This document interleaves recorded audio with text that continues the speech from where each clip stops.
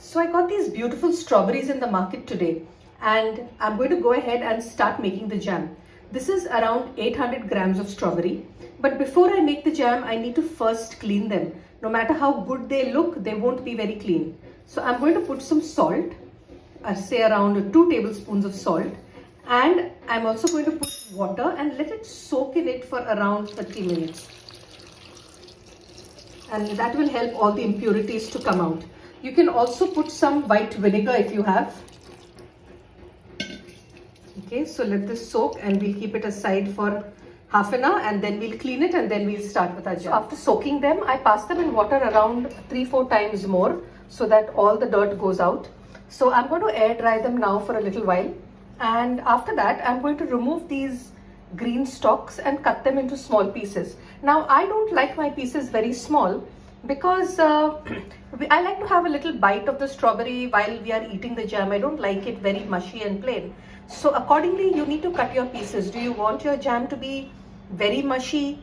Then you will have to cut smaller pieces. If you want to have some bits of strawberry in the jam while eating, then little bigger pieces. So I'm going to do that in a little while now. I've cut my strawberries into pieces and I've put it in a heavy bottomed pan. If you look at this, this is a thick and heavy bottomed pan, and the reason I'm putting it so that it doesn't stick to the bottom. Now I'm going to switch on the flame, and to this I'm going to add 2 cups of sugar. Since I've taken 800 grams of strawberries, I'm going to add 2 cups of sugar, that is half a cup for every 200 grams. So if you're using 200 grams, just take half a cup. And I don't think we need more because strawberries are anyway sweet. But if you think your strawberries are not very sweet, then you can add a little more. Now what I'm going to do is I'm going to let the sugar melt on a low flame and let it cook. While the sugar is melting, I'll just add around 2 pinches of salt.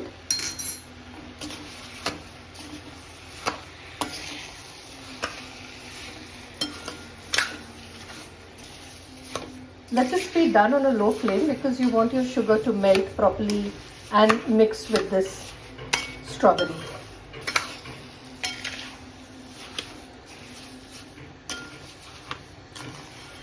As of now, you can stir it occasionally, but a little later, once everything blends, I'll let you know when, you might have to stir it continuously so that it doesn't stick. Now we'll just let it cook for a while. Can you see it's already coming to a boil out here?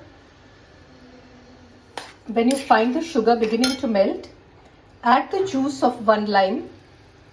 Now the reason we are adding this lime is so that the sugar does not crystallize, that it melts completely and there are no small pieces of sugar in your jam.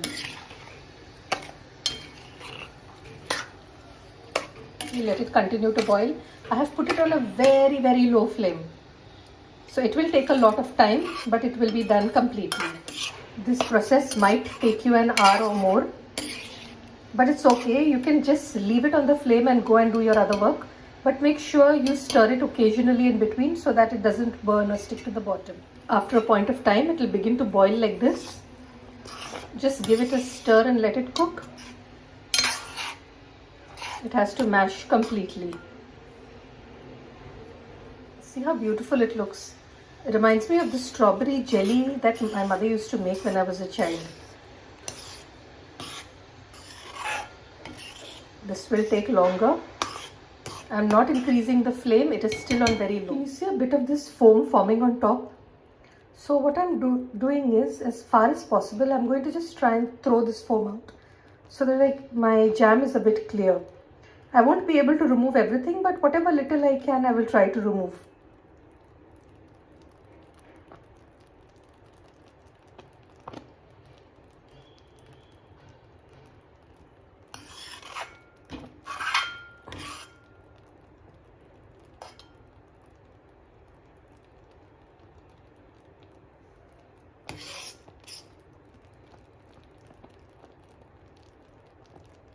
Did you understand now why I asked you to use a thick and heavy bottomed pan? Can you see how it is sticking? Had we been using any other kind of pan, it would have been burnt by now.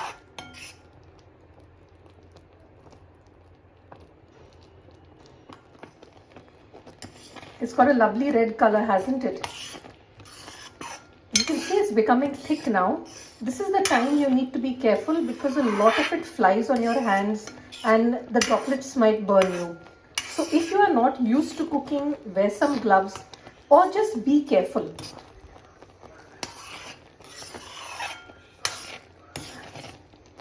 And if you think it is flying too much, then you can lower the flame, stir it a bit, or switch off the flame, stir it a bit and start the flame again.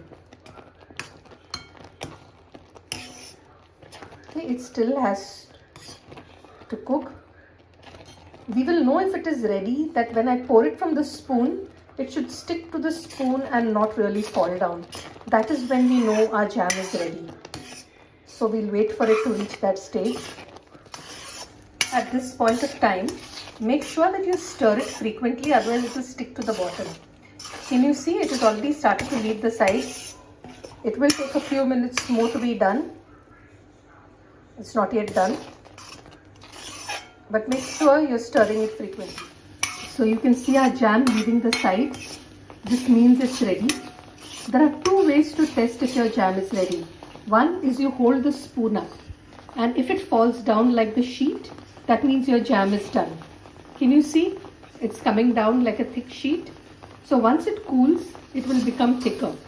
Another way is to take a little bit of the jam and put it in a bowl of water,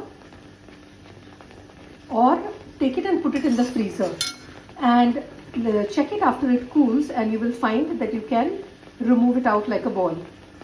This shows that our jam is ready, so I'm going to switch off the flame right now. Our jam is ready. So I switched off the flame and I'm going to let it cool now for some time. And after it cools, I'm going to put it in a glass jar and keep it in the fridge. Since there are no preservatives in this jam, it is safer in the fridge. If you keep it out, it will get spoiled. And it will last you for around 2 or 3 months, depending on how long you take to finish it. Looks good, doesn't it? So let it cool down. See how thick this jam has become. It has not cooled completely, but it is pretty warm right now and it has become nice and thick. So I'm going to transfer it into the bottle, and I'm going to later on enjoy it with my parathas, my oats, my chapatis. And you too can enjoy it at home. Make it and send me pictures of the jam you make or the food you cook. And also follow my recipes on the YouTube channel Andrea M. D'Souza's Kitchen. There are a lot of Goan recipes. If you'd like to try them out, do make sure that you try them out and also share them with your family, friends, and everyone who loves good cooking. Have a great day ahead.